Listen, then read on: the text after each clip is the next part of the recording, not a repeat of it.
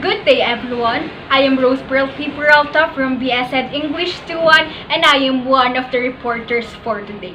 So for today's discussion, I'm going to discuss the MagandaPaAngDaigdig by Lazaro Francisco together with Mr. Hans Adrian Morales.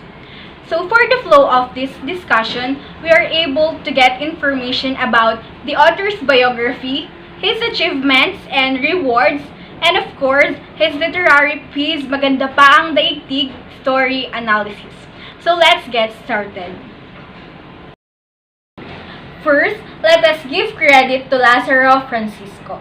Who is Lazaro Francisco? Lazaro was also known as Kasaro or ama ng kapatiran ng mga alagad ng wikang Pilipino because he put up an arm to his advocacy of Tagalog as a national language by establishing the kapatiran ng mga alagad ng wikang Pilipino o kawika in 1958. He was born on February 22, 1898 in Orani, Bataan. His parents were Eulogio Francisco and Clara Francisco. He had two wives. The first was Pelagia Duran, a teacher, but later on they separated and Lazaro went to Nueva Ecija where he met his second wife Trinidad Arrieta and they had 8 children. Francisco is recognized for his masterful use of Tagalog and his choice of subject matter and storylines which largely focus on the lives of farmers and the challenges they face in a landlord-tenant relationship long before agrarian reform was acknowledged as a necessary measure. He also wrote on imperialism, communism, the judicial system, the survival of democracy, even the maltreatment of children. But he also wrote popular love stories that were serialized in Liwayway magazine and that were faithfully followed by their readers. He was the highest paid Liwayway writer, earning 8 pesos per page, while the rest were given 4 pesos per page. He was dreaded by the typesetters and impeccable typists, and he would not countenance any change, much less any error on his printed text.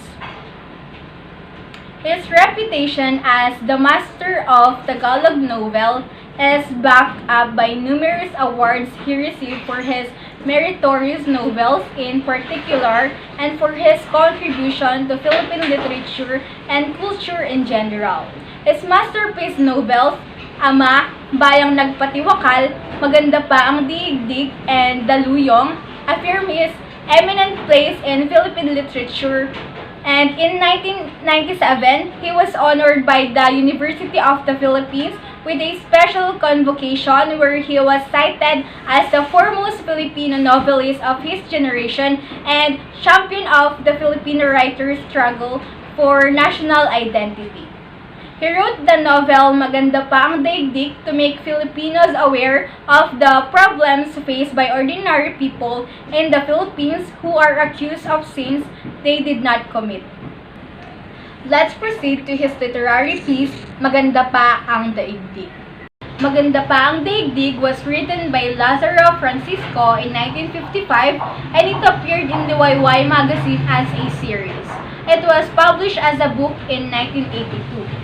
This novel deals with agrarian reform and piracy and looks with hope despite the decay and darkness of their surroundings.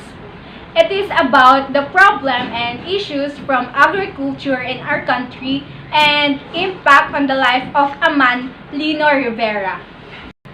The novel entitled MagandaPaAngDaigdig is one of a historical novel. It shows some event in the history of the Philippines and it focuses on the actual events like the actual condition existing in the Philippines history. It also considered as a romance novel because of love. Love for country, love for God, love for their fellow men, parents, partners, and etc. This story can also be a novel about change, which aimed at promoting social and government change. The characters in the story. Lino Rivera. Lino was the son of a peasant and suffered in a feudal system. He is the father of Ernesto. Lino was also a former soldier in Bataan. Miss Loretta Sanchez or Lorraine. She is a principal and holy human. Lorraine took care of Ernesto while his father Lino was on the farm. She has a secret love for Lino. Padre Amando. He owns vast tracts of land and proposes change. Padre Amando is the father of Miss Loretta Sanchez. Ernesto. He is the son of Lino Rivera. Ernesto is a smart kid, but some kids think that he is a bandit. Hanti.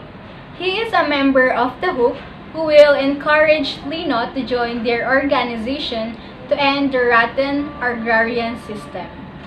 Colonel Carlos Roda. He is the leader of the military in the operation against the Hoop and the subjugation of Lino's group. Roda was in love to Loretta Sanchez. Don Titols. He is the mighty landlord. Lupo Pinlac. He was the commander Calpin of the Hoop. Abogado Teoposto Garcia. Lino's attorney. Father Amando gave him 200 pesos for his service to Lino. Cabo Ianto.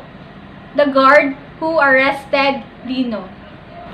Tisho. Lino's companion and right hand. Tisho was also among those who escaped from prison. Bandino Runes, Dimas Solitario, and Juanan Rompe. They are said to be the witnesses that Lino allegedly killed Tarantella, but in truth, they are the accomplices of Lupo Pinlac. The settings in the story. Maruhat. Most of the events in the novel takes place here. This is the land that Lino accepted. Kubo ni Lino. This is where Lino stays, and this is also where Ernesto comes home from Nayon of Piñahan. Nayon sa Piñahan sa bayan ng X. This is the main setting in the novel MagandaPaAngDaigdig. Sanchez and Padre Amando lived here. This is where the story ends. Summary of the story. The story began in the Quiapo area where Miss Sanchez's bag was seized. Fortunately, the bag of Miss Sanchez was immediately recovered by an unknown person. He even beat up the thieves. The suspects were caught and Miss Sanchez found out that the name of the person who helped her is Lino. Lino's wife was raped by Japanese soldiers. When Miss Sanchez returned to the town of Piñahan, he found out that Lino was staying with his son Ernesto. Miss Sanchez and his father, Padre Amando, helped Lino to find and get a job. But Lino was arrested and charged with murder. Padre Amando then visited him in Manila to find out about the case. Lino narrated what happened to him, but unfortunately, there is no evidence that will prove his innocence. While Lino is away, Sanchez takes care of Ernesto. Ernesto did not eat anything or sleep well, so Miss Sanchez and his mother were so worried. MS Tina also tries to make Ernesto happy. She even bought him a new clothes, but nothing's happened. One day, Padre Mando visited and they talked about what happened to Lino.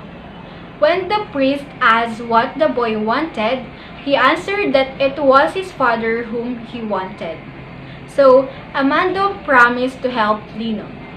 Then, Sanchez's laundress, Aling Ambrosia, arrived. Their neighbors talked about helping Sanchez.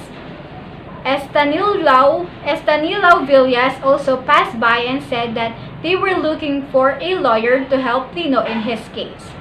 Before leaving, Father Amando promised that he would go to Lino and find out his condition as well as the truth.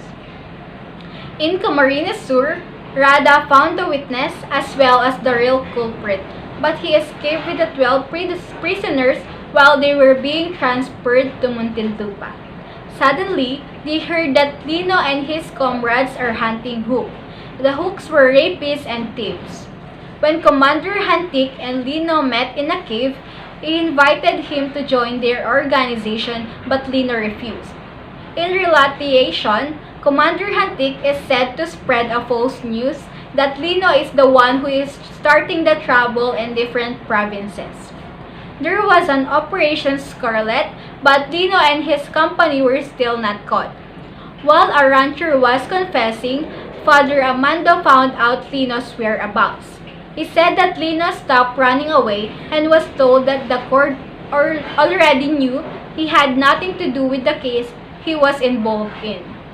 Lino really stopped, and in the end, he found out that Miss Sanchez loved her. The novel ends with a battle between the rebels and government troops.